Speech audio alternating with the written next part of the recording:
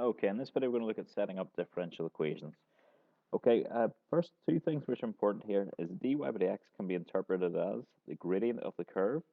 So the gradient of the curve y equals f of x at a point x, y. I always like to talk about dy by dx as being the gradient function. So it's a function that allows you to find the gradient of the curve at any point. Very importantly as well, it can also be interpreted as the rate of change of the quantity y with respect to quantity t. So if we had, for example, d theta, which is quite often used in these questions by dt. That means the rate that theta is changing with respect to t, and t quite often is time. So that's a very good one to use and understand. Okay, we're going to just skip to the examples. This is just talking about a wee bit about proportionality, directly proportional to or inversely proportional to, but we'll talk about that as we see it in the examples. Okay, first example says, a manufacturer estimates that the rate at which machinery depreciates is proportional to the value of the machinery. So if a machine which costs £8,000 is now worth £4,000 after 5 years, find its value after 10 years and then after 12 years. It says that V represent the value of the machinery at time t years. Okay, right. First of all, your initial differential equation, and this is where if you get this bit wrong at the start, you're in trouble. So if you differentiate, it's the rate at which something changes. So it was, apologies, it was d v by dt is equal to kv. Now it says a manufacturer estimates that the rate at which machinery depreciates is proportional to the value of the machinery. So a lot of people do this and they put a minus here, and I'll maybe do the next example with a minus. It doesn't really make a difference, but I'd imagine we're going to work out that our k is a negative number. So if you'd maybe started with a negative, then your k would be a positive. So it sort of works itself out anyway. But what is important is we've saying the rate at which a value changes, so dv by dt, is proportional to. So this k is multiplying the v. Had it been inversely proportional, you would have been saying dv by dt is equal to 1 over k times v. Okay, that is absolute nonsense. You wouldn't be saying that at all. You'd be saying is equal to is equal to k over v if it was inversely proportional to, but in this case it's directly proportional to, so we're okay. Right, if we just get cracking with this, then let's get rid of that. If we just get cracking with this and we separate our variables, we're going to have 1 over v dv is equal to k times dt, and this is very common to see them in this format in these questions. The left-hand side can be integrated to give you ln of v. The right-hand side can be integrated to give you kt, and then plus your constant of integration. So let's not forget about your constants of integration then. Oh, k has disappeared over here. And if we go on with this then, we want to find a function, find an equation for a v basically in this case. So here, I'm going to just again say v is equal to e to the power of kt plus c. And as this is a new video, I will show what we do next. We're just going to say that is the same as e to the kt times e to the c. And then we're going to say let a equal e to the c. So that means your v then becomes a e to the kt. Okay. Now, the machine starts with a cost of £8,000. So that means when time begins effectively for this question, v is equal to £8,000. So we're just going to say when t is equal to 0, v is equal to 8,000. So let's just put that into the equation. V is equal to 8,000 and t is equal to 0. So e to the power of 0 is just going to give you 1. So that straight away gives you your a. And I always say a good mathematician, once they find an unknown, they rewrite their equation. So we can then say v is equal to 8,000 times your e to the k t.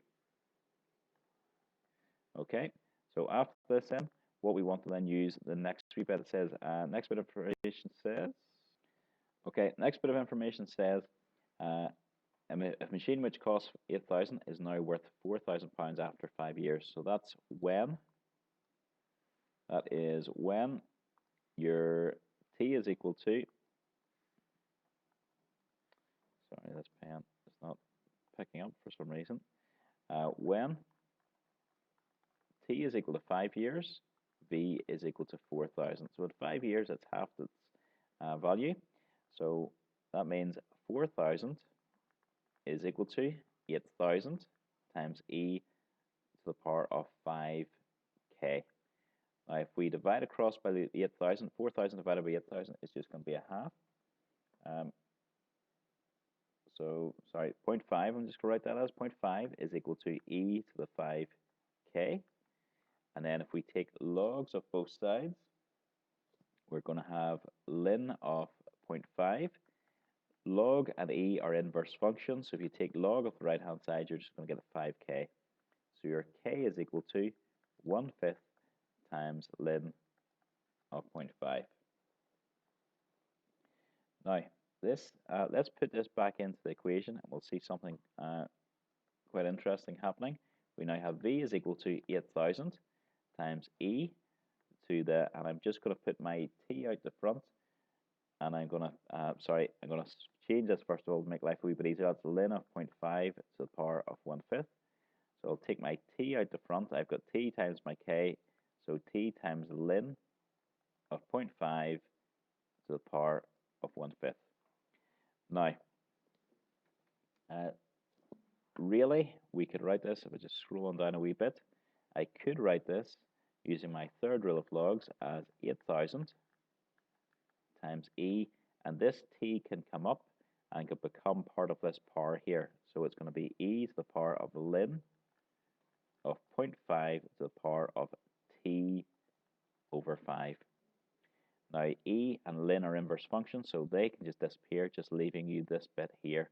So you really get your working formula is v is equal to 8,000 times 0.5 to the power of t over 5. Okay, an awful lot of you are looking at that, and I'm sure I'm thinking that is horrendous. I don't think I'd ever be able to do that. You can get away without doing that, to be quite honest.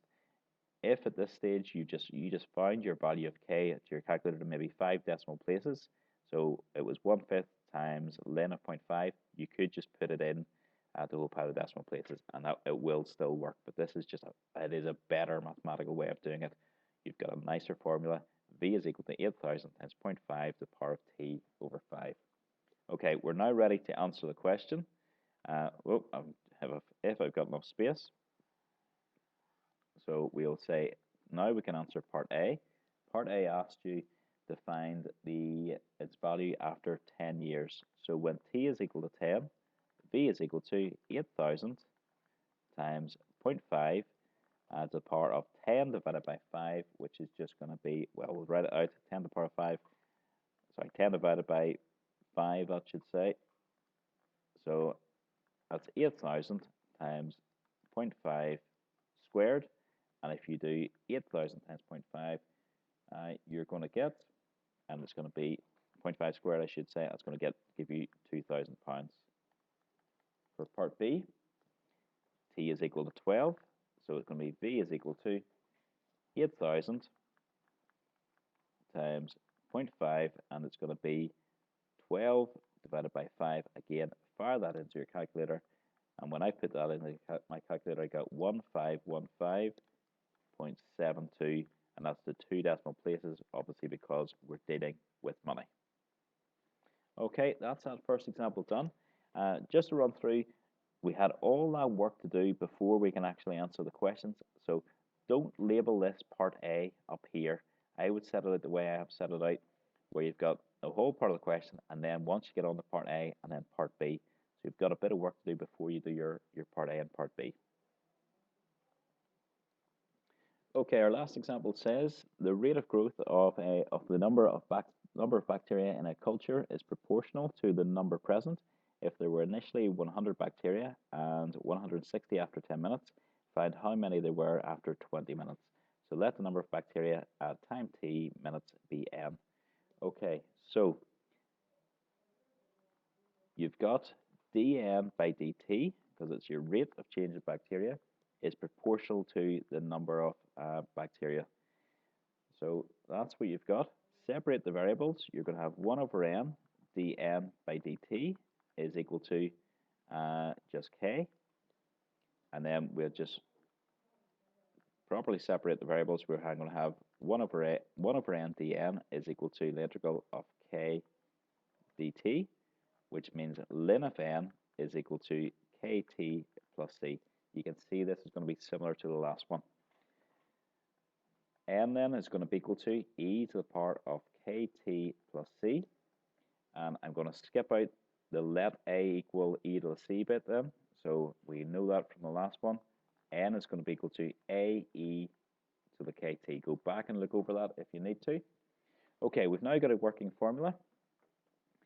If we then have a look and see what we've got, it tells us a wee bit of information. Initially, there were 100 bacteria. So I will go down here and work with this. So it says when t equals 0, n equals 100.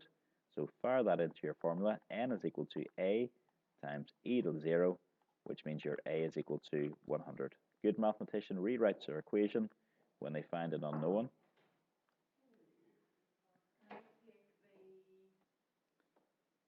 Okay, so your n is equal to 100e to the kt.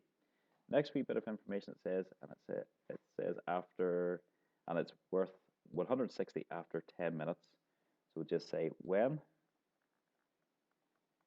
t is equal to 10, n is equal to 160. So again, sub that in.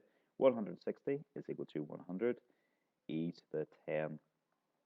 Oh, e to the 10k, that should be.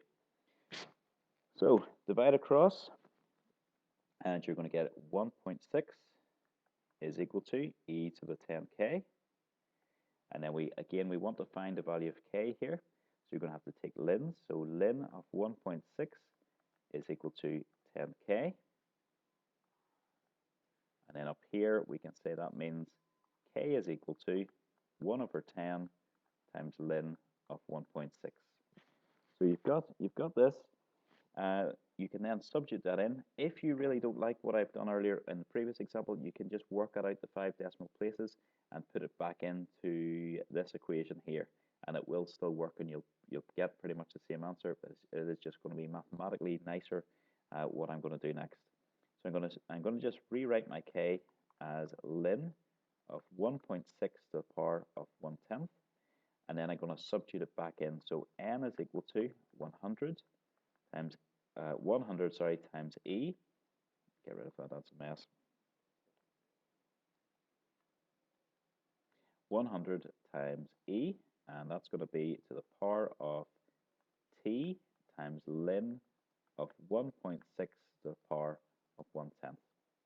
So up here, this bit here, I can bring that t up here and bring it into that power.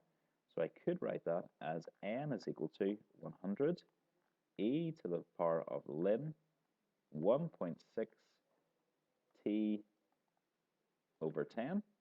And then my e's and my ln's cancel out, giving me 100. And then times 1.6 to the power of t over 10. Okay, it says in the last part of the question, then, find how many there were after 20 minutes. So we've done all of this. We're now ready to do the question. So to do the question, we just say when t is equal to 20, n is equal to 100 times 1.6 to the power of 20 over 10. So in this case, that's going to be 100 times 1.6 squared. And if you work that out, you're going to get 256. Okay, that is the end of our examples. One other thing which we didn't really do is if in a question, I guess they could have said, find the time that there were 200 bacteria, for example. So if they'd said something like that, you would just be doing when, sorry, if they had said find the time when n is equal to 200, you would just say n is equal to